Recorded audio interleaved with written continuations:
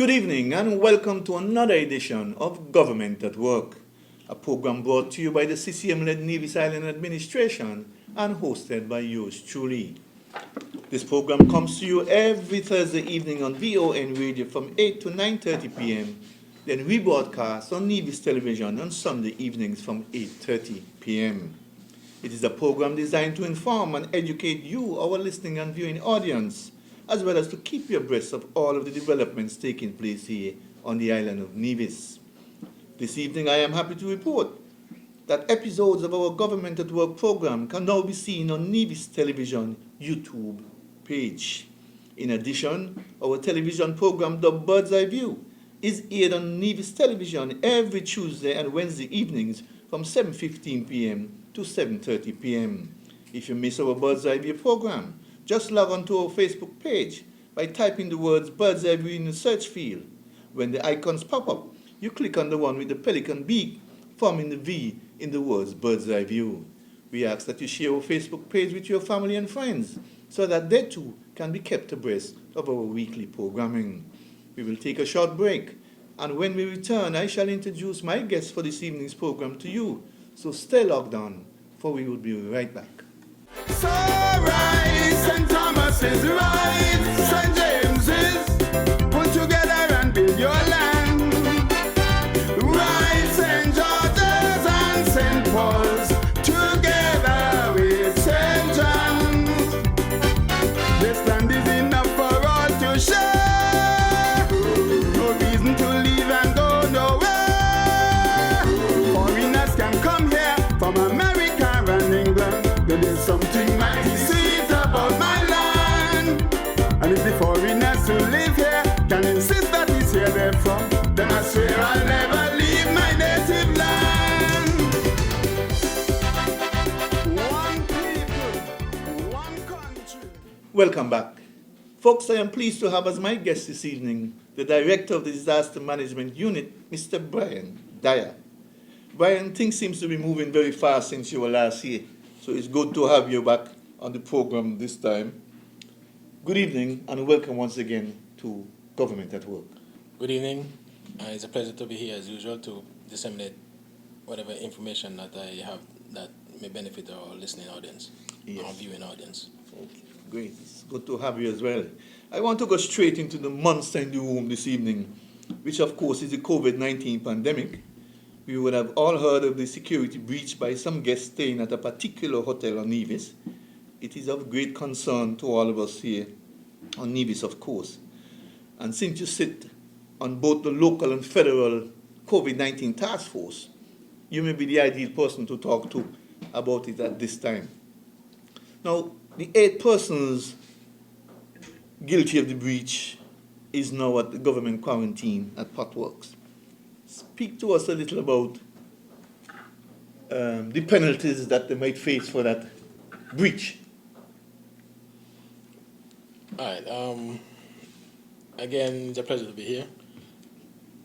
With regards to the question at hand, there were 2 security breaches at one of our major hotels, and that matter is under investigation, and the persons were placed in quarantine after interrogation by the local authorities. The COVID-19 regulations, the penalties for breach of the COVID protocols is $5,000 EC, 6 months in prison, or both. So the charges that will be preferred against the individuals would reflect any one of those, any one of the 3. Either there's a payment of fees of $5,000 EC, 6 months in prison, or both. So it is up to the judge to determine the severity of the penalty to be preferred against the individuals. Okay. All right. Now, since they had already paid for the staycation, who bears the cost for the quarantine stay over at the government place, the food cost at this time?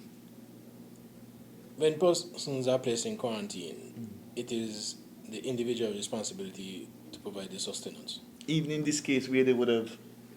I'm aware the hotel have provided some meals to sustain the individuals, but usually it is the The responsibility. responsibility of the individual in quarantine to provide for themselves. Okay. Any idea when they will be facing these court hearings? Well, we were hoping for. Well, the usual practice is that the individual will serve the extent The of 14 the days. 14 days quarantine, and Yes. then they are charged and then face the courts. However, in this case, their quarantine period may not be or may not reach the 14 days. In an effort to facilitate them leaving the island as expeditiously as possible, I'm not certain what the court is a court matter. So if the court decide to have the hearing virtually, then that could be done at any moment. At any moment. Yes.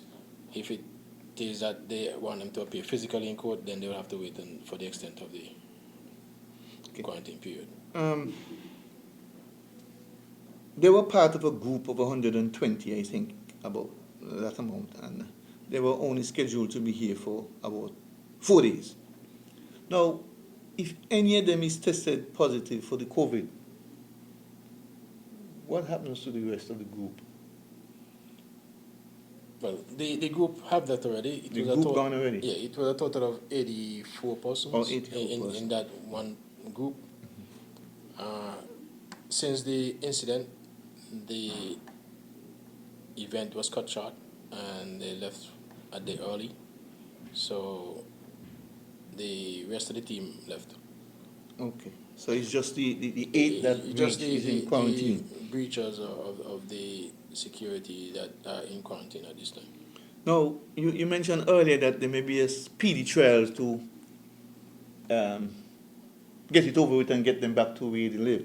Yeah. But you also said up front that there's a $5,000 fee and a possible 6 months. What if the judge finds that this breach is as such that these 8 deserves to go to prison?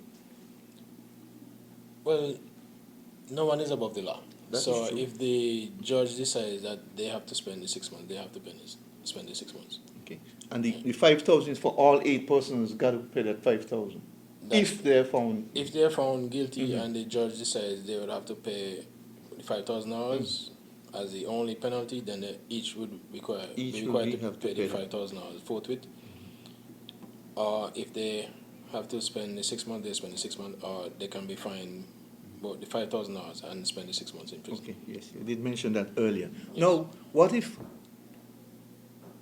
well, let me put it this way. I understand that you're doing contract tracing, that was activated, and some persons who may have come into contact with those who breach the security would have to be quarantined as well. Are you in a position to say if anybody or how many persons have been quarantined as a result of the contacts, like I say, if any? Well, the contact tracing is still ongoing. Mm-hmm. It's a difficult process because we have to ascertain the individual who are in contact with these persons for at least 15 minutes, or what the interaction would have been, whether touching, hugging, exchange of whatever, body fluids, etc. So we are still ongoing with the contact tracing. Initial figures, we have contacted at least 40 persons, and we have that much persons currently in quarantine.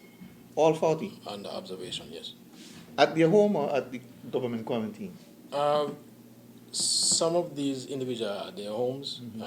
We are looking to transfer them at the government facility, because we have to ensure the integrity of the quarantine period, that they don't escape into the community and True.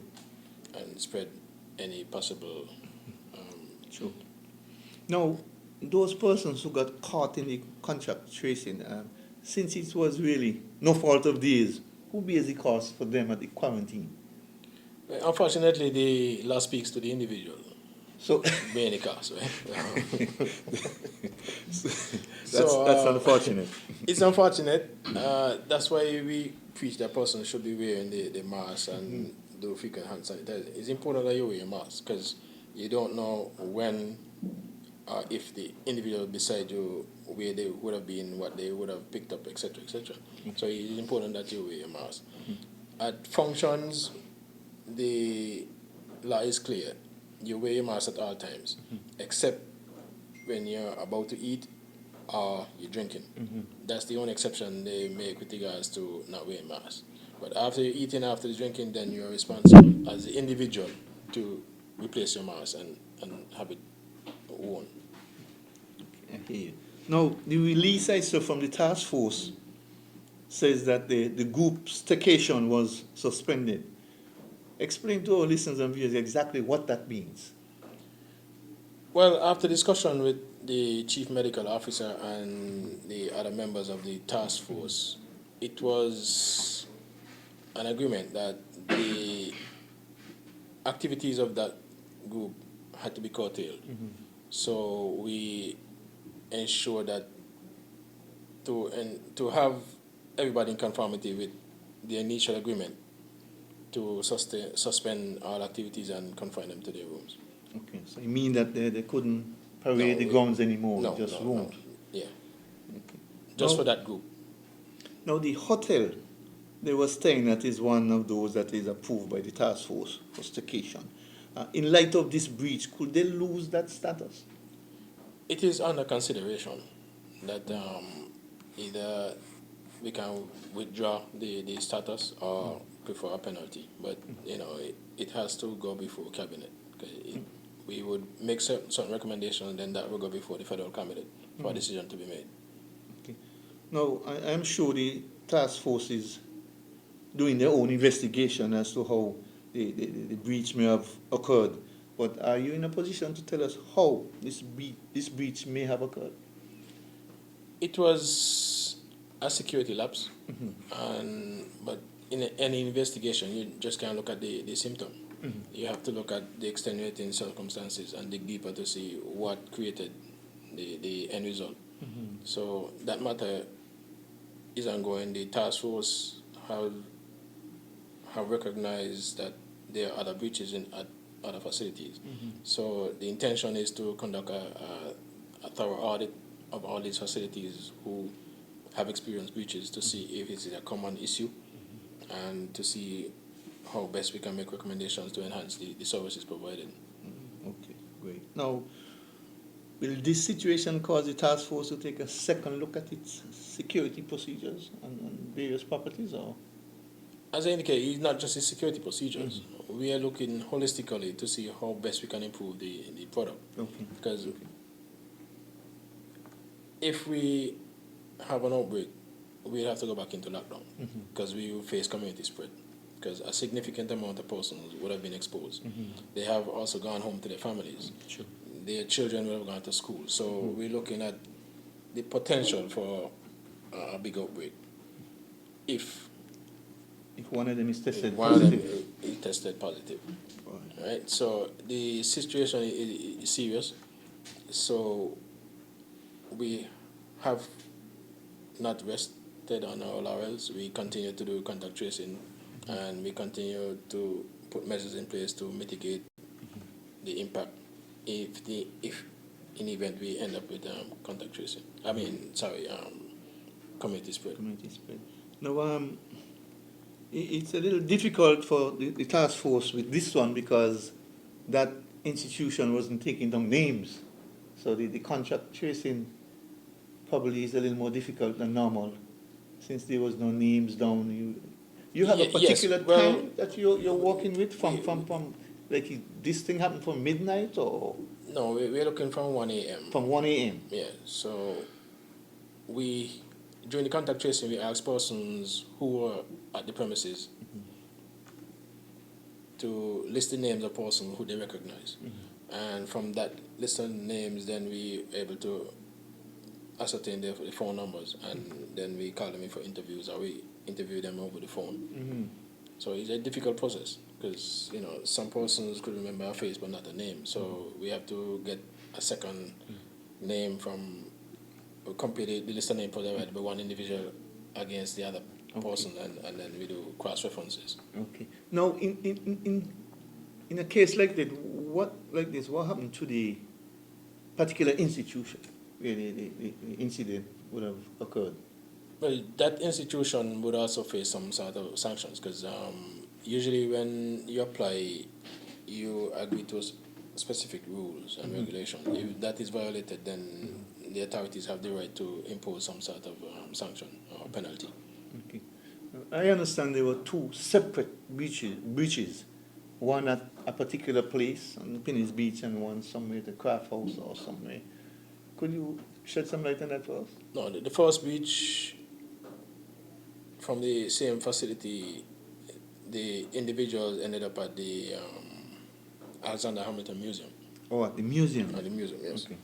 And then the second breach occurred in the wee hours of the morning, and they ended up at a facility on the beach. Both on the same day? Well, a few hours apart, yes. Few hours apart, one okay. at around 1 p.m. and the other one was 1 a.m. 1 a.m. Yeah, so I like these ones. Now, what about the other institution, the museum that they may have visited? Your contact tracing, what has been the result of that in terms of persons who may have been quarantined? Well, we did contact the individual and look at the operations. The individual wore their mask and hand sanitized. The individual who entered the property wore mask and wore hand sanitized. So they were let in the facility, they viewed the artifacts, etc. Okay, so that one was okay? Yeah, that procedure was okay. Okay. And let us keep our fingers crossed and hope that none is tested positive, otherwise we have a real situation on our hands. I want to focus your attention now on the vaccine itself. The Federation has thus far received over 22,000 vaccines, mostly from India. Could you give us an idea as to how much of that total came to Nevis? Of the total that came to Nevis, we would have had roughly about 5,000. About 5,000. Yeah, because we continue to distribute the vaccine on a daily basis, and last count we were approaching almost 2,000 here in Nevis. Yeah. Okay. Now, do you know when we will be getting more of these vaccines and from whom? The federal government paid some funds into the COVAX facility, and we should be getting a shipment at any time. The shipment usually comes to the Caribbean and then distributed via the RSS, the Regional Security Systems military aircraft. So if it goes to PAHO or CAFA, then it is just distributed based on the allocation per country. No. So it could be at any moment. Okay. But it should be in time for when it is expected that the first batch would have been disseminated or expired, and then Okay. Now, we have gotten the AstraZeneca vaccine, which requires 2 doses, 10 weeks apart. Any chance of us getting the Johnson & Johnson at some point, which only calls for 1 shot in the arm? It's difficult to say, because we have had some offers from some private entities who want to donate some vaccines. So I don't know which entity they would solicit these vaccines from, because there are different pricing for these vaccines. Some as cheap as $4, some as expensive at $35. So it depends on where the individual would source these vaccines from. Okay. But currently, the shipment of AstraZeneca in the Federation was obtained from the India Serum Institute. Now, you and I have been hearing that the AstraZeneca vaccine has been pulled back by some countries across the globe. How concerned are you that it may not be as good as we thought it was? Looking at these other countries putting a hold to it to investigate some unknown illness that they're seeing popping up in persons across the globe. Well, I'm not too worried personally. The Serum Institute of India have a very good reputation. They make over 80% of the world's vaccines. So we have acquired our shipment from that institute. With regards to the report in Europe, we have to look at the big picture. England has just moved away from the EU. So some of the move that some of the countries made, like Germany and I think Denmark, Denmark, and these kind of places. are political. They want to put a political statement. Okay. You're not a part of the EU, so we don't want your vaccine. Okay, a little politics has been Yes. played. There have been several million doses of the AstraZeneca that have been distributed. Of the millions that have been distributed, only 30 persons have reported the blood clotting issue. So the European Medical Association is currently reviewing the issues to see if there is any link. The WHO has already come out and made a statement to say they haven't seen any scientific linkage with the clotting and the No vaccine. evidence it's being caused by the vaccine. However, the European Medical Association is conducting their reviews, and an announcement is due tomorrow. Okay. So, yes, there are a number of countries in Europe have made the decision not to issue any more AstraZeneca until the official Yes. designation is made tomorrow. So we wait to see what transpires from that. Great. Now, I understand that the Chamber and Commerce is now partnering with the task force and the Ministry of Health in the distribution of the vaccines in people's arms. Speak to the significance of that first. It's a good initiative coming from the Chamber of Industry and Commerce, and not only the Chamber, but we have had some volunteer groups who have come on board to ensure that the word is spread, because there is some natural hesitancy in the general public that we are fighting from the task force and from the Ministry of Health. The Ministry of Health can only do so much, but to convince persons of taking the vaccine, it may take a friendly face or someone who you know, etc., etc. But we have to ensure that as much persons in the general public receive the vaccine as far as practicable. Yes, we understand that some persons have issues with health issues that may prevent them from taking the vaccine. So they are a bit cautious. We understand that. There's an age limit as well.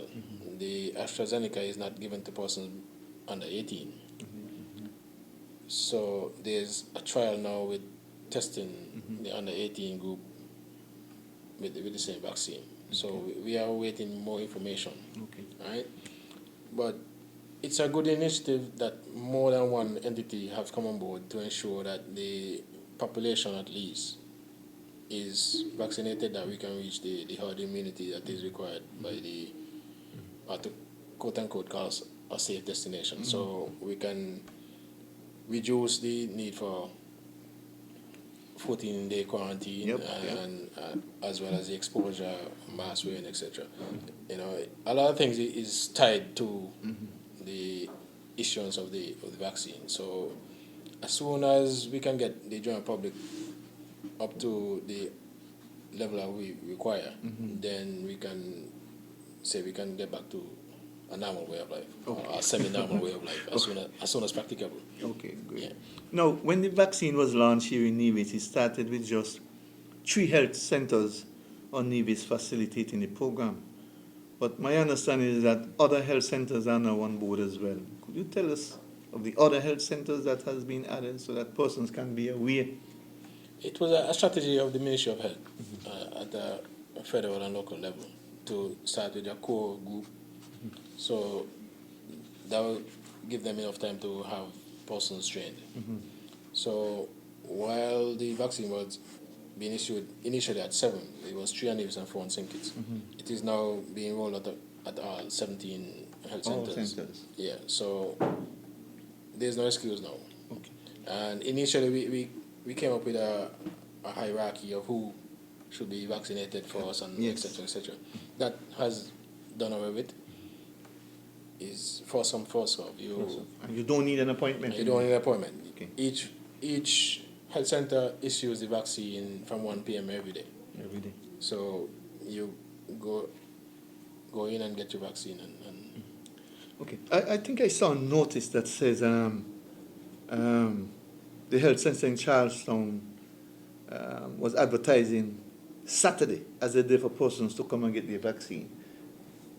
Is that something new? Because the health center is from Monday to Friday. Yeah, we try to accommodate everyone, whether you're a construction worker or someone who works on the sea or whatever scenario you may pose that may prevent you from getting to the health center Monday to Friday. The health center is willing to accept you on a Saturday. Okay. I am not aware of the extent for which they will continue the issuing on a Saturday, but I know they operate Monday to Friday. From 1 p.m. to 4 p.m. they issue the vaccine at that time. Okay, great. Now the expats living among us have taken full advantage of the opportunity to get vaccinated, but quite a bit of our citizens are still hesitating. Do you think that there is a need for perhaps a greater public awareness to encourage those persons who seem to have doubts or is fearful for whatever reason? There is a natural hesitancy in our communities. However, as I indicated, it needs more than just the health official giving information. We need persons to go around the community to encourage persons to do it. Family members encourage the family members, church pastors, church leaders encourage their membership, other faith-based organization, the Rastafarian, they need to encourage each other and move on out and get this vaccine done. It's not a one entity. It's an all-society approach to get the country back to where we were prior to COVID. So it would take all hands on deck to spread the word and get everyone vaccinated. Okay. Now the vaccine is fast becoming a requirement for a number of things, including traveling, employment, maybe even church service. you think maybe the time may come when consequences may be brought to bear on those who fail to comply? It's difficult to say, but there are ways of getting around it. Our laws indicate that the vaccine is not mandatory. It's a voluntary procedure. However, certain entities, like for travel, the airline could say, to get on my aircraft, you will require a vaccine. Other employees may say, well, the vaccine is voluntary, but in order for you to continue issuing services from my company, you require this. For hiring purposes, you may need the vaccine to come and work for me. So you have a choice. You see, I asked the question because, we need to get to a certain level. And Yes. while you and I would have taken it, we can't travel or we can't go this place, and so because too many people has not been, vaccinated. So basically they're keeping us back. That's why I asked if you think there may come a time when consequences may be brought to bear. But I take your point. It's I difficult take your point. because the Constitution does not I say agree. it's mandatory. Yeah, I know. So, I agree. but employers are aware of the situation and they are circumventing the situation to ensure that the employees are vaccinated. Yeah, maybe government might get into that as well, because I am surprised to hear that quite a few nurses are refusing to take it.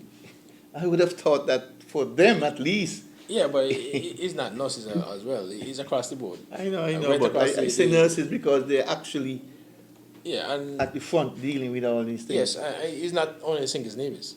It's right across the world. There are some persons who are refusing to take the vaccine. There are some skepticism because of the speed at which this vaccine was developed. There are some skepticism because persons have opposed the vaccine and have placed some information on Facebook and the other social media platform. And, persons tend not to do research for themselves. They go by hearsay. True. But it's important for you to do the research, look at the evidence before you, and you make a decision whether you take it or not. Okay. Now, we have heard a lot about the importance of reaching herd immunity. You yourself has mentioned it, did mention it earlier. What percentage of the population here in Nevis is considered to be herd immunity level? All right, based on our population, we are a population of 12,700, call it 13,000. So we're looking at 70% of that. So we're looking around 9,000 persons. 9,000 persons. Yeah, it's a tall order because of the skepticism. Some persons may not be medically fit to take this vaccine either. So, you know,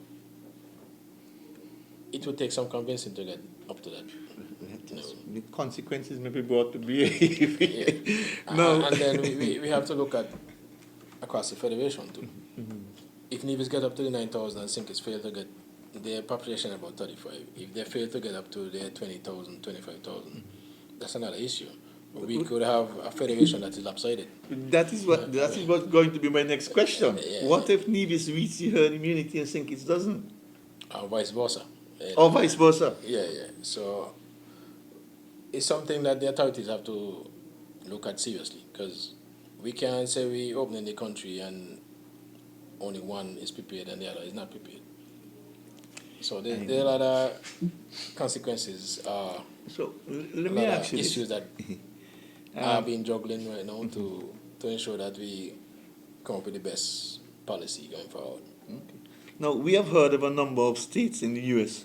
fully opening up for business, despite the fact that they are still experiencing deaths and new COVID cases. We have had no deaths and very few cases, thank God for that. When do you anticipate we might see this federation fully opening up to the rest of the world, despite the herd immunity that we are supposed to be at? In other words, I hope you're not saying that unless we achieve that, we will be closed for this extended period. That's the safe bet of it. That unless we are in a position to get this coverage, we won't be able to go back to normal.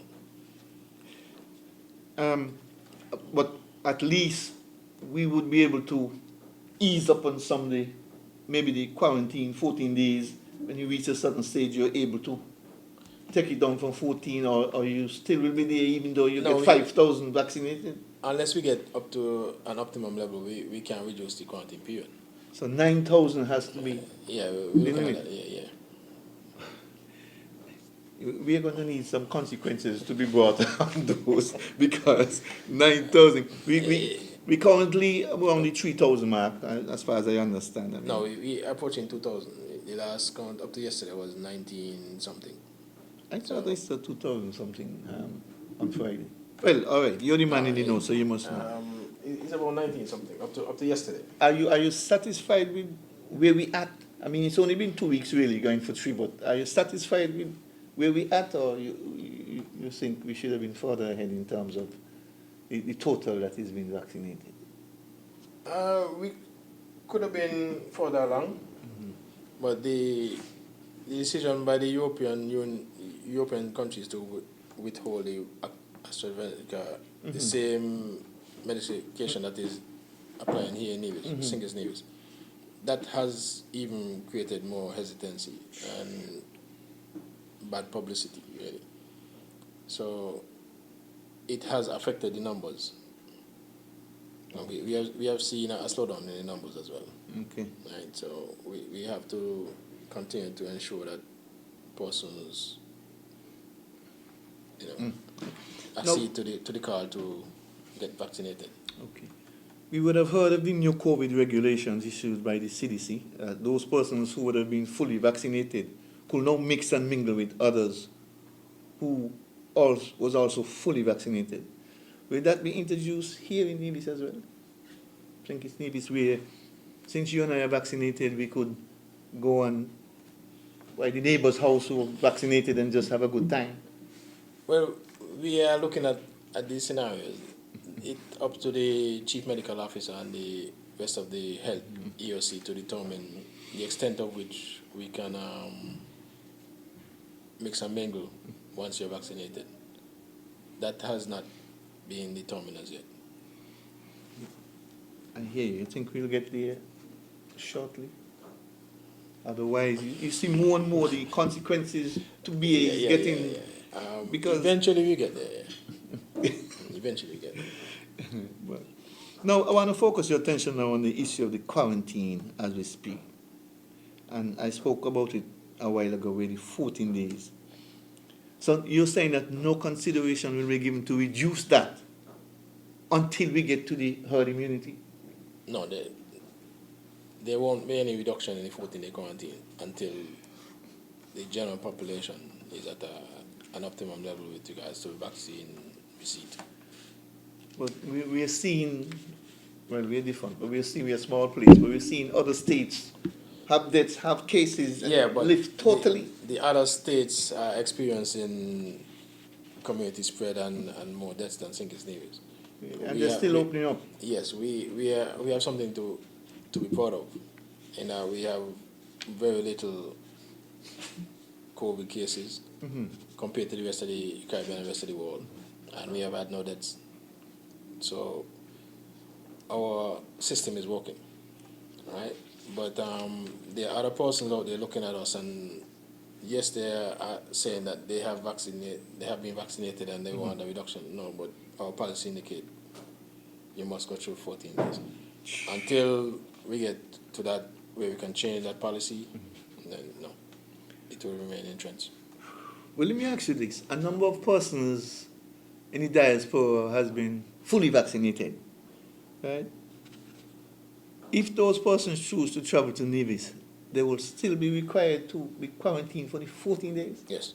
Even though you're quarantined fully? Yes. I mean, you're vaccinated? Even if you're vaccinated, you're still required 14 days. Still do the COVID test as well? Yes. So nothing has changed as a result of you being vaccinated? No. We have had, I'm aware of one case, even though they were vaccinated, they still tested positive. So the 14-day is required by St. Nevis, and that would be a hit too. Wow.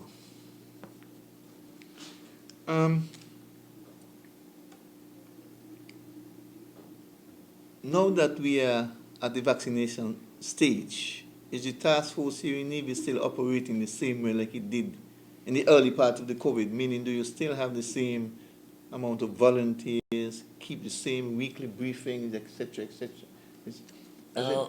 Well, we have discontinued with the briefings. Yes. We only make a statement if there's some new information that we feel like the general public needs to get the information about. But we continue the information sharing on our social media pages. Okay. Well, now that the vaccines are available, are you still seeking to get COVID equipment and materials like before? Yes, we are always in the hunt for equipment. Recently, the Ministry of Health would have received a grant of some $90,000 to purchase a gene export machine, so we can do our own COVID testing, not only COVID, but other respiratory illness testing here in Nevis. So we are still in the hunt for equipment. Yeah. So, I understand that the local business place in Nevis is now producing face masks. There are those who say with the vaccine now available that there's light at the end of the tunnel, so that the timing of that may be a bit off. But you are in a better position to know than most. So I want to hear your take on that. The factory with the mask, is your task force doing any business with that? What's happening there? Well, we want to commend the company or the individuals who have gotten together and purchased this machine. It's a very good investment, and I think they would see their returns in the short order. Because, again, we still require the masks on a daily basis. Okay. The Ministry of Health and the frontline workers, we use masks on a daily basis. So supplies is a continuous process of using supplies. So that institution would be patronized by the local government, but not only local government, but regional governments as well. Okay, so it's not too late. It's not too late. People, It's not too late, no. Okay. Do we still have the same amount of quarantine sites, or more was added since your last day? We have added the Montpelier Hotel and the Golden Rock Hotel since I was last here. So that's in addition to the Paradise Beach Hotel, Villa Paradiso, and the Four Seasons Resort. Okay. Now, the last time you were here as well, request for private home security was on the rise. Is that still happening? It is still happening. We are scheduled to go out in the field tomorrow to inspect some private homes, because the request is ongoing. So Even though the vaccine is there, even though the vaccine is there and we have the quarantine sites at the hotels and park works, we are still getting requests for quarantine at home. So it's a constant, at least one day a week, we are in the field inspecting properties. Okay, that's good. Now, have you yourself been vaccinated? I forget to ask you that. Well, I'm a heavily vaccinated person. You're so- heavily vaccinated. did you experience any symptoms as a result of the... No, I have not received any symptoms for any of the vaccine I've taken. So Okay, neither did I. I'm fortunate with that, man. Okay. Folks, you're listening to Government at Work. My guest this evening is Mr. Brian Dyer, Disaster Preparedness Director here in Nevis. We will take a short break, and when we return, we shall continue here with our discussions on Government at Work. So right, St. Thomas is right, St. James is put together and build your land. Right, St. George's and St. Paul's together with St. John's. This land is enough for all to share. No reason to leave and go nowhere. Foreigners can come here from America and England. There is something mighty sweet about my land. And if the foreigners who live here can insist that it's here they're from, then I swear I'll never leave my native land. One people, one country. Welcome back. Brian, for this second half of the program, I want to focus your attention on the upcoming hurricane season, because even as we continue to grapple with the COVID-19 pandemic, we still have to be mindful that we are approaching yet another hurricane season. Seems like it was just a few months ago that the last one ended, and here we are back at it again. We are now hearing that the experts have decided to move up the start of the hurricane season to the middle of May, 2 weeks earlier than normal. The thought of that itself is scary. Talk to us a little about the significance of such a move. All right, the NOAA, or the National Oceanic Atmospheric Administration, have decided to improve their service by issuing bulletins from 15th of May. This is an improvement in their service. We have seen over the last 3 years that we have seen storms or weather systems develop and before the start of June. So rather than submitting an ad hoc message, a special message to accommodate these weather systems, they have decided to make it official, issue bulletins from the 15th of May. But the official start of the hurricane season is still June 1st. Still June 1st. It's just an improvement in their service to accommodate the early period. Okay, so Of- it's not of it's sea- not weather- it's not something that they see. It's just to be able to cover the early ones. The early, yeah. Okay. By issuing regular statements from the 15th of Okay, May. because it scared me a little bit, you know. Well, to hear it's that only it's 2 weeks, still- but but the official start is still the 1st of June. still the 1st of June. But they're just trying to accommodate the early system that may develop. Okay, great. Now, last year we surpassed the 24 named storms and had to go to the Greek naming of storms when we were only halfway into the season. Give us an idea as to what the season looks like, as well as the name of the storms that we can expect this year. I don't know if you know all the names out your head, but No, give us an idea what the season is going to look like. The NOAA, they usually publish names for a 5-year period. So the names for 2021 and 2022 are out. Or would have been established already? Yeah. Okay. Normally, for a year, they'll put out a full 24 names? Yeah. Down Is it to, always the full alphabet? Yeah, the full alphabet, yeah. Oh, down, okay. down to Down to W. Z- W. W. Yeah. They don't go to Z. Why? No, because there are not much names you could generate. Deal with Z. Yeah. Yeah, So- zebra. And zebra Well, and all kind of- there's not much names after W. Okay, so that's why they don't do the Z. yeah. Okay. But for this year, though, all the predictions that we would see less storms than last year.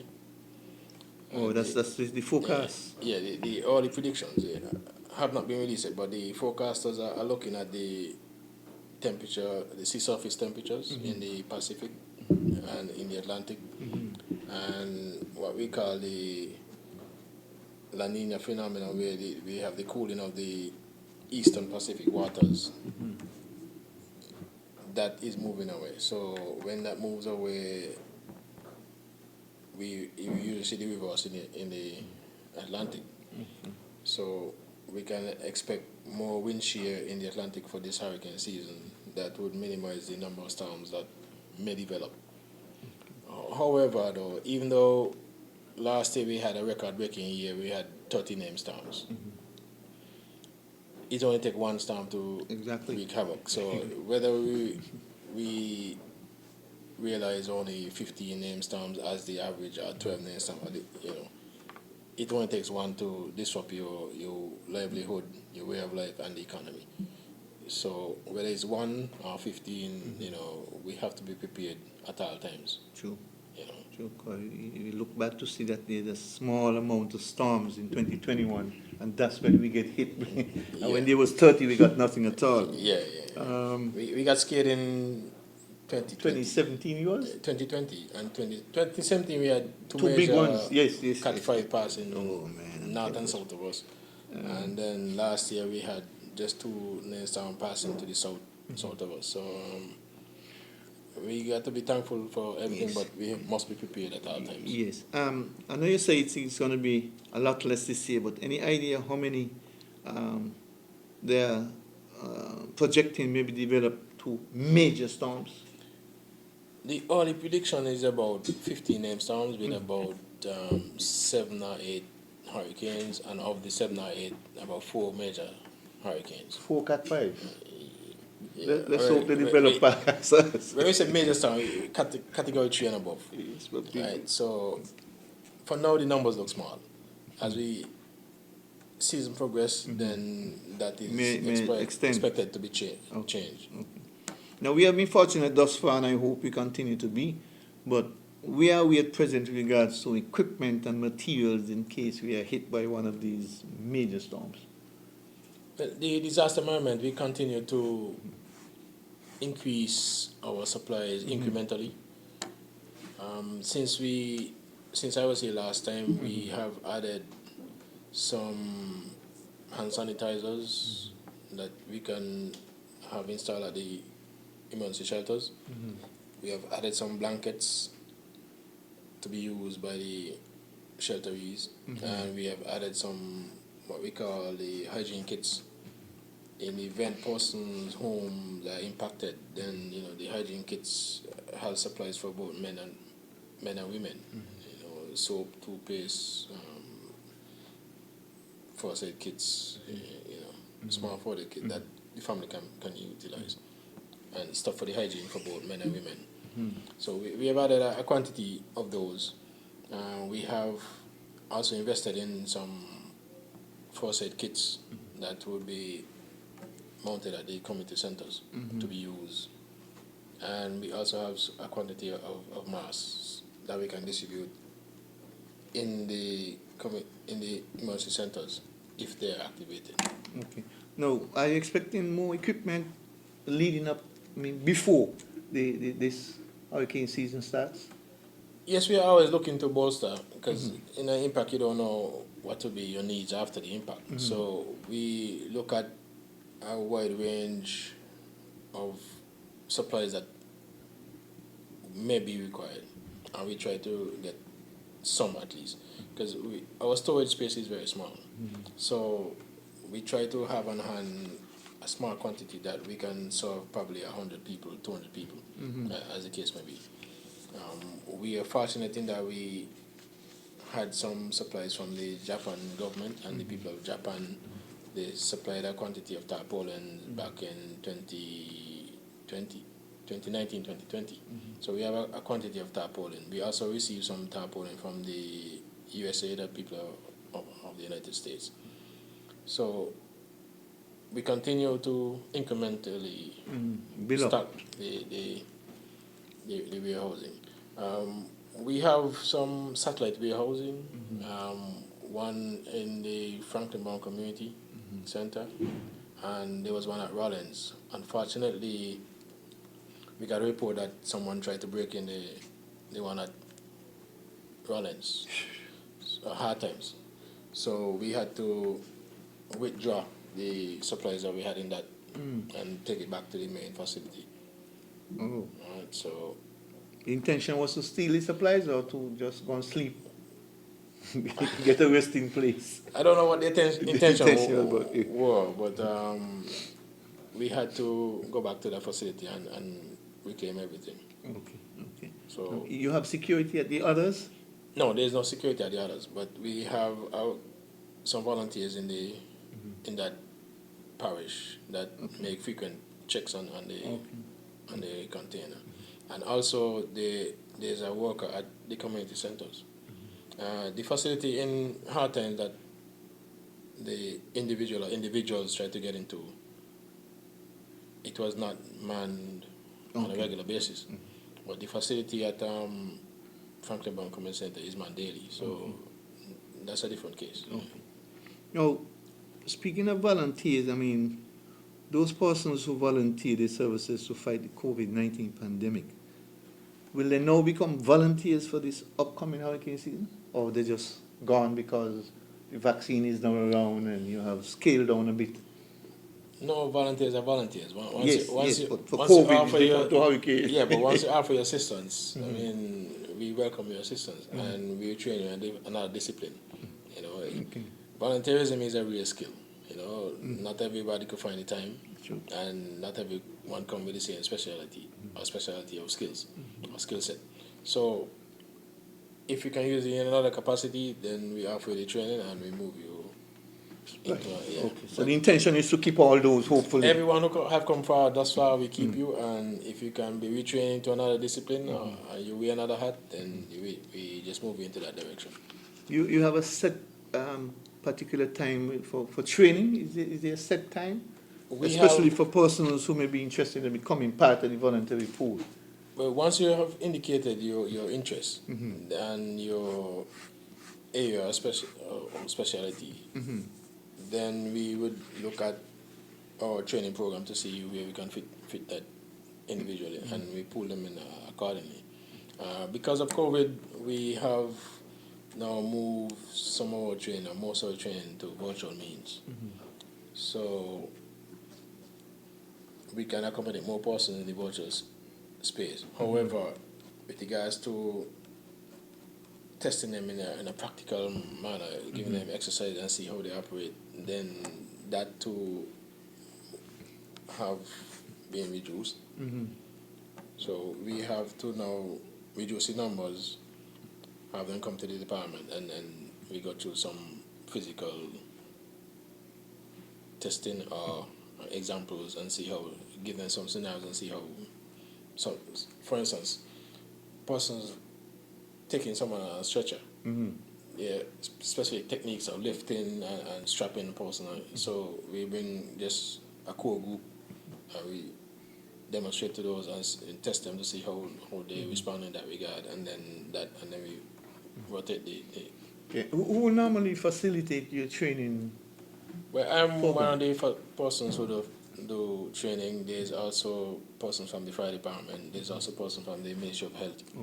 You know, so we have a core group of trainers from fire, from also USAID after. They have some person who train locally. Now we have a core group of facilitators. Okay. Now, for those persons who may be interested in volunteering the service, who do they call? Where should they go? What do they do? There are a number of ways of contacting the department. You can call 469-1423. main line, 469-7903, and leave your name and number. We contact you. Others can contact us via our social media pages and also via our website and our mobile app. The website www.ndmd.kn, and same for our mobile app, which is available in the Google and iOS Play stores, ndmd.kn. And once you fill that form out, it sends myself or the secretary an email, and we will contact you, and we go through interview process of finding what your skills are, etc., and your area of interest, and we look at our training program, and then you're fitted into the training program. Sometimes we also partner with the Red Cross because they offer some training as well. So if without any duplication, if they are offering the training, then we have them go through the Red Cross training program, and then we supplement with what we have at disaster management, because we have a good collaboration with the Red Cross Society. Now, you still have your public awareness program? Yes, the public awareness program is ongoing. This month is March, so our main focus for this month is tsunamis. As I indicated, we had a meeting earlier today to discuss the tsunami recertification for St. Nevis with UNESCO. So yes, we continue to do our public awareness campaigns. We partner with the schools. Each school has a champion one particular hazard. We partner with the faith-based organizations. For this month, the Seventh Adventists is the champion for tsunamis, and we also we have champions in the business sector. The Uwali Beach Hotel, they are our partner for a tsunami public awareness campaign. So we have an ongoing relationship with these entities, and they come on board each month and assist. Okay. Now, back to the hurricane season, you got your shelters. How are you going to be dealing with your distancing and so forth? Well, we have had to reduce the space in the shelters to accommodate persons. So, for instance, if one shelter could have held 100 persons, we have reduced that now to about 60 persons or 50 persons, based on the square footage.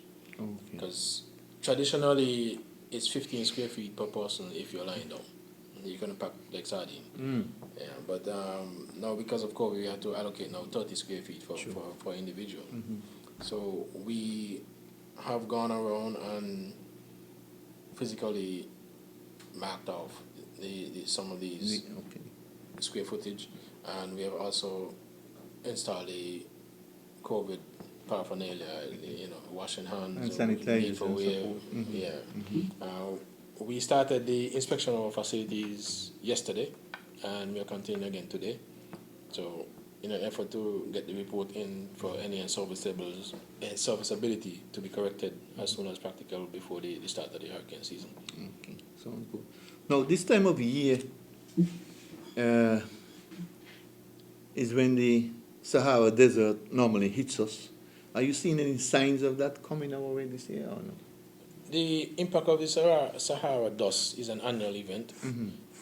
Last year, we experienced a significant amount that most of the Met services have said last year was the worst they've seen in their 50-year or 60-year. It was real bad last year. Yeah. So, again, it's an annual event, so we don't know how severe it would be this year. But it is for us to be prepared in the event that we have another episode like last year. It can affect those with and without respiratory illnesses. So the wearing of masks would be important. As you mentioned earlier about the factory that have come on board here in Nevis producing masks. So in the event we have another scenario, then the mask produced by that factory could be utilized. Yes. Okay. But you have not seen anything in terms of the Sahara dust. Does it have a time period? It is mainly in the summer months. We're heading into the summer here, so it would coincide with the Oh, it's more like from June to maybe yeah. September. Okay. Yeah. Okay. All right. Now, climate change has become a major topic for discussions around the world, and we would have seen what happened in Texas recently. How concerned should we be here in Nevis at this time that something like Texas could occur here? Not maybe the winter season, but extreme heat. Well, climate change is affecting all countries. Yes. We have seen, especially in the meteorological environment, some extremes.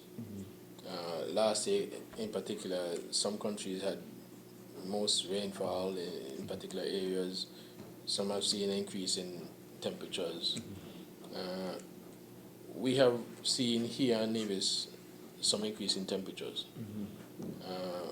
Most persons are invested in an air conditioning unit. That puts a strain on our power generation. So it is real. Climate change is real and is affecting our country. We have seen the impact also of sea level rise and our coastal areas. I usually frequent our coastal areas for hiking activities, and the rate of erosion on our coast is alarming. Some person may not know this, but it's really alarming. There's some areas you can't walk on the coast without getting wet. True. You know? So Now, as you say that, I keep wondering, why is it that only Nevis seems to be getting smaller? I mean, when I was a young boy, Nevis was 50 square miles. We are down to 36, but the other countries who are experiencing the same thing, I am not hearing of any reducing in their size. Why is that?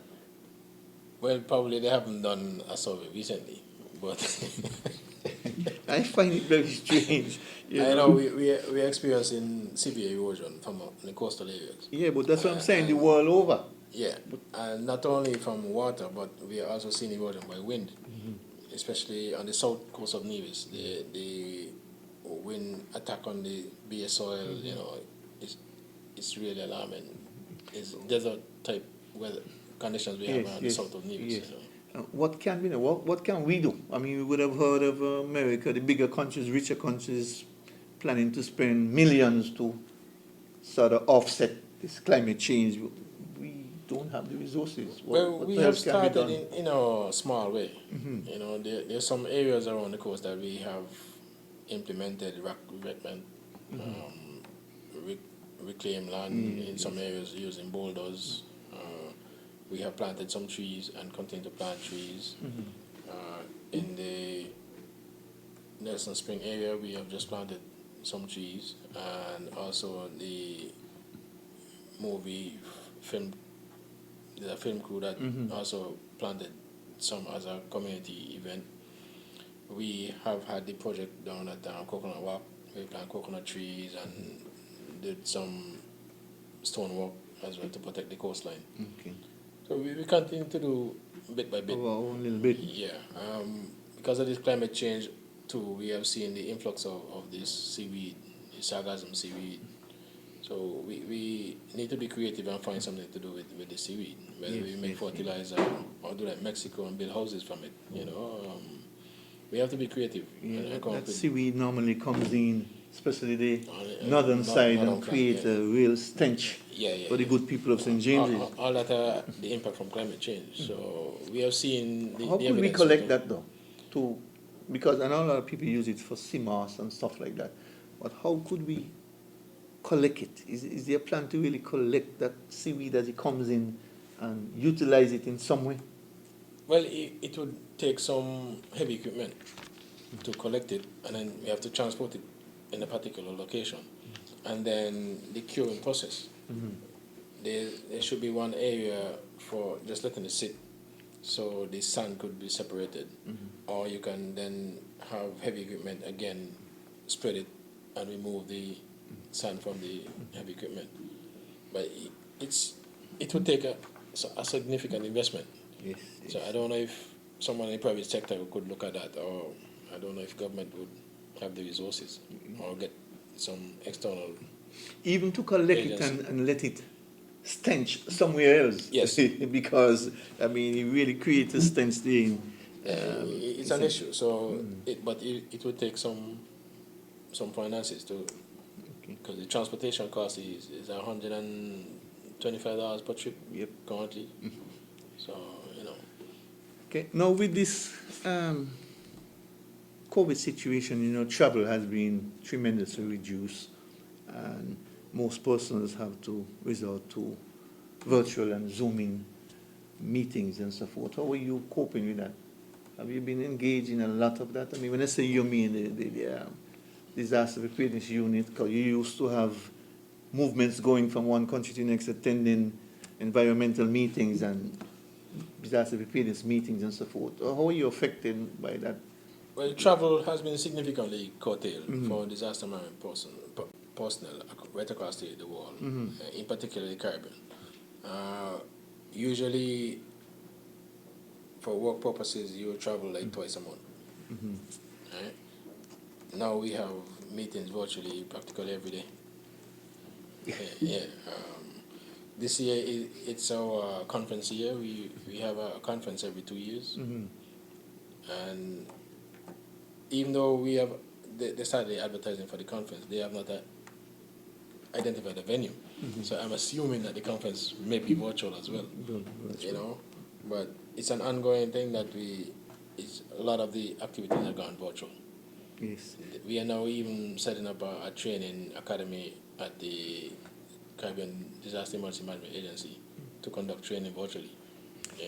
You see us ever going back to the old way of doing business? I mean, you traveling to this place for meeting or that place for meeting, or you think the virtual and Zooming is here to stay? I think it would be around for quite some time, and the need for travel would be significantly reduced. Even when we get back to normal, I think so, because it reduce the cost of doing business easily. Yes. And Yes, it yes. expose you to much more conferences than you would have gone to had, Yes. if it wasn't for the virtual. A few days ago, last week Wednesday, there was a training offered by the Taiwan, US, UK government for disaster management purposes, and it's virtual. You accommodate as much persons as you can. So I don't see us going back to travel The way it used to be. where it used to be. If it does, it may just be a one-off. Where you travel 20 times a year, you may travel 5. True. Yeah, so it has significantly impacted the way of life and training for disaster management purposes. True. Now, I did mention earlier that you sit on both the local task force, COVID task force, and the federal task force. But you're also, like I said, the disaster preparedness unit director. You're having several meetings differently to the COVID part of it. And actually, you met with members of the UNESCO team this morning. You want to share that experience with us? I mean, what the meeting was about and so forth. Okay, Sincus Nevis became tsunami ready back in 2016, and it's a 4 years certification. 16 plus 4 is 20. So last year when the COVID impacted, we were to have our ducks in a row for recertification. Because of the impact of COVID, we have had now, this is 2021, to go through that process that we should have gone through in 2020. So we have started a discussion locally and internationally with UNESCO and the Caribbean Tsunami Information Center. They are providing a small grant to assist us in developing maps and renewing our maps, renewing our signage that we have across both Sincus and Nevis, and also to invest in our public awareness campaigns. Right. So the discussion this morning was our second meeting. We also are discussing our tsunami protocols, how we receive the information, who receive the information, how the information is analyzed, and how it is disseminated locally. Currently, the police command at Bastia Police Station in the communications unit. They are the ones entrusted to receive the information from the Pacific Tsunami Warning Center because they operate 24/7 right across the year. So where in some countries the Met Office operates 24/7 and receives the information. On St. Nevis, we have identified the police as the entity to receive the information. When the police receive the information, they are to analyze the messages received. So their training ongoing with regards to how they analyze who received the message, how it is received, and also not only the messaging but also testing the communications links. And the messages from a Pacific Tsunami Warning Center for testing comes at any time of the day or night, at least once a month. So we test. You got to answer your phone call. You know, so for me, when that call comes, it's a special ringtone. Once I hear that, regardless whether 2 in the morning or 3 in the afternoon, No, it's an emergency of some I kind. know it's an emergency, and you answer yes. Communication line are working, are serviceable. You know, so these are some of the things we are in discussion about. And if staff change, who are replacements, phone numbers that have changed, we go through the entire procedure. And once that is completed, then we have an auditor will come in from the UNESCO or from the Caribbean Tsunami Information Center to verify what we say we have done. Okay. Right? So we have had 2 meetings locally, and we have had 3 meetings with UNESCO. This morning was the 3rd meeting. We would have monthly meetings until we will be able to say to them, yes, we are ready, and we have everything in place. So they will send the inspector to ensure that we have what we say we have. Okay. And then usually we are invited to present at one of these South American countries. Right? Myself and Miss Clarissa Langley Stevens from the NEMA office have gone to Colombia on 2 occasions to present on the status of St. Nevis with regards to tsunami readiness. So I don't know if we will have a physical meeting at the end of this year or a virtual report, but whatever format it comes in, we will have to present on the readiness of St. Nevis. Okay. And that is done by you and... We alternate. You alternate? Yeah, Okay. we alternate. Okay. Now, you mentioned something a little earlier where you spoke of that phone ringing 2, 3 o'clock in the morning. And I have to ask you, in terms of shift, when you have the hurricane season going on, do you have people who works extended hours? I mean, do you have shift? Like, because the season is on, you have somebody manning a particular area throughout the night? If we call the emergency, or if we have to go into emergency mode, yes, we put a shift system in place at the office.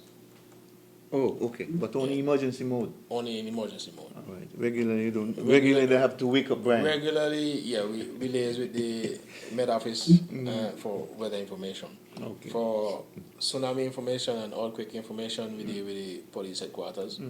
Or we are contacted directly from Trinidad for the stations that we have on Nevis. The earthquake stations. We have some earthquake monitoring stations on Nevis. We receive calls directly from Trinidad. Information about tsunamis and earthquake in the sea, we get that information from the Pacific Tsunami Warning Center in Hawaii. That comes via the police headquarters or directly via email to have some redundancy. Okay. So the different hazard has a different entity and a different mode of communication. So your hands are full with... Yeah. Locally, we also monitor the rain gauges, and they too send me text messages, so we are aware of what's happening in that particular area. If there's flooding, say in Stony Grove, then we have an alarm system set up just by the Rams area that would trigger an alarm to that person's living close to the gut now, well, the gut is about to overflow and that kind of thing. So it's a constant monitoring. What I would like to see, and we are working towards, is to have a mass notification system. That we can have sirens mounted in each parish around the island, and have the control mechanism at the disaster management. And then when the information comes in, it is analyzed by a computer rather than a human. And then we have specific messages for the specific hazard, and that can be disseminated. It's a work in progress. We have had some quotations that will be forwarded to the relevant authority, but I know COVID have Dry up the funds. dry up some funds, so I'm looking for some funds, whether from government or from some funding agency, to see how best we can get that operational as soon as practicable, Okay. and have that in place. But not only having the system in place, but have trained persons locally who can take over for when I retire. Okay. Yeah, that's a long way from now, Brian. It's a long way from now, Brian. Now, as you were talking about setting up stuff in various communities, I remember you were setting up some hurricane stations, No, rain gauge station. rain gauge stations. Yeah, I mean, have you completed? Are you still in the midst of doing that, or? We have completed most of the communities. We would still like to have at least 2 more stations. One will be placed at the Pinnies area, between Hamilton and Pinnies. Yes, we usually see some rain go across that. Yes, that it belt. normally comes across there. Yeah, come out to the Four Seasons Gulf Coast area. So we are looking to procure a rain gauge full weather station that we can mount either in Hamilton or the Upper Jessop's Penny's area to capture that data. Because it is essential that we capture as much data as possible for Data in terms of the rainfall, wind direction, speed, pressure, amount of sunshine, radiation. It's important because you don't know what development might come in the future. So it's important to have that and process it and analyze it, and so we can provide not only for investors but for our schools. True. Have persons doing research and have your children coming up into technical fields. Okay. Yeah. Now, what's next? Like I say, you're loaded with the COVID, both local and federal, and disaster preparedness. What's next for Brian Dyer going forward? I'll just say retirement. That's a long way off, Brian. That's a long way off. Trust me, that's a long way off. I'll joke aside. I like For 2021, really, yeah. Yeah. I'm working on getting the siren network up for Nevis. I'm also trying to see how best we can assist the Ministry of Health in acquiring some more equipment and probably an army field hospital or something. So in the event that this hospital is compromised, at least we have some facility or tent we can open up to accommodate persons. There are lots of things that I would like to do. Yes, I have a long list. I don't know if I can say all today, but let them know, because the nation is listening to you, so let them know the shopping list that you have. Somebody out there might want to contribute. There's a long list of needs that Nevis has. There are a lot of equipment and vehicles that are required, especially in emergency situations. We acquired the 2 front-end loaders to assist with road clearing, etc., etc. There needs to be some additional trucks that are required, not only to transport material from impacts, but also if you acquire some material, you need to transport them from the warehouse from government warehouse or customs to particular storage sites. We also have to look at our health. When I say health, look at our the solid waste. In the event of an impact of a tsunami, we haven't figured out yet how are we going to solve the garbage disposal from that. It's pretty close to the beach as well. Not only pretty close to the beach, but the impact of a tsunami, you would have destruction of concrete, metal, wood, Yes. Okay. the whole 9 yards. How are we going to deal with that? So I'm working with the service persons to see what is required. We need land space, that's for one. We need to start a recycling program. So these are things that I have on my burner to have in place before I retire. So. Before you retire, no, 25 years down the road. Now, what about all that land over that we spoke of over On the southern areas? on the southern Nevis, where basically it's desert land, not much happening there. Couldn't that be utilized to But you see, as a backup to store? one of the issues on Nevis, there are a lot of private lands. There's some government lands, but there are a lot of private lands. And then the development for some of these areas, maybe high-end villas or hotels. We can't afford to have a dump site Sure. in close proximity to these facilities. So True. we also have to look at the development of our airport.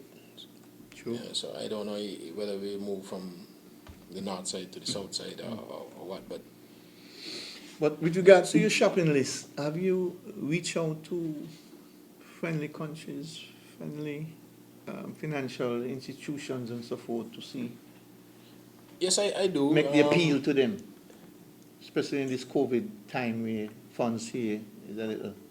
Yeah, we have had good support from the good people of Japan. We have had good support from the US Southern Military Command. We need to tap into other areas. So what I usually do when I travel to represent Sinkers Navy is to go on a begging spree. Yeah, like that. Yeah, I mean, for me, going to workshops and training programs and conferences is not about to show how smart you are. Some people go to ask questions to say, "Oh, I was trained." Exactly. No, not that. I'm not into that. I like that. I got to have one-on-one conversations. Right. How can you help Sinkers Nevis? That's good. Point me in a direction where I can get some assistance. Right, I like that. And from that, I have had several grants from the Japan government, from the Colombian government, from the U.S. Southern Military Command. The EOC is donation from the U.S. government. $1.5 million for the building, $250,000 for equipment. We have had vehicles. This from direct intervention. Not by going and And talking at the No, you go and have one-on-one discussions.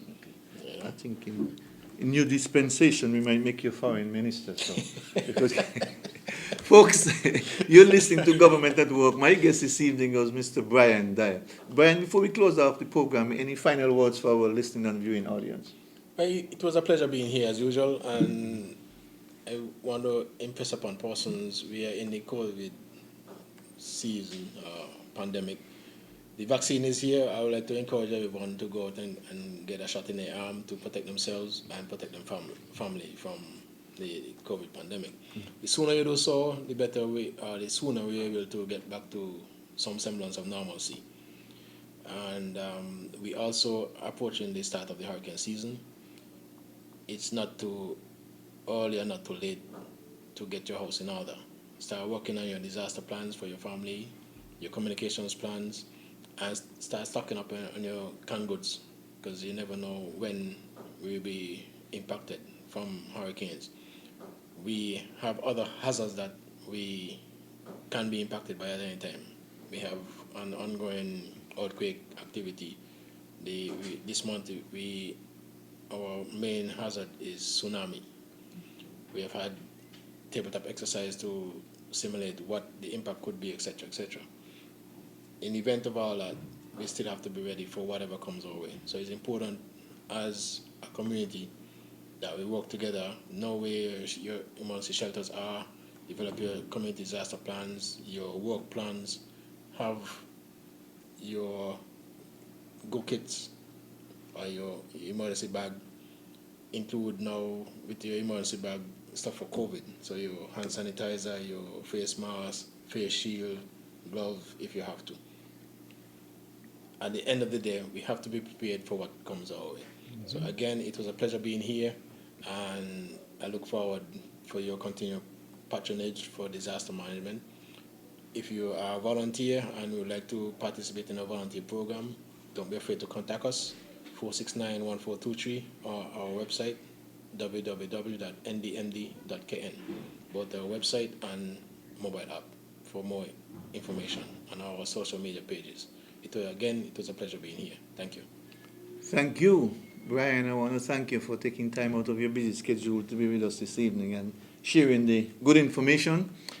Folks, join us again next week when we shall do it all over again. Do enjoy the rest of the evening's programming. Then have a pleasant night's rest. Good night.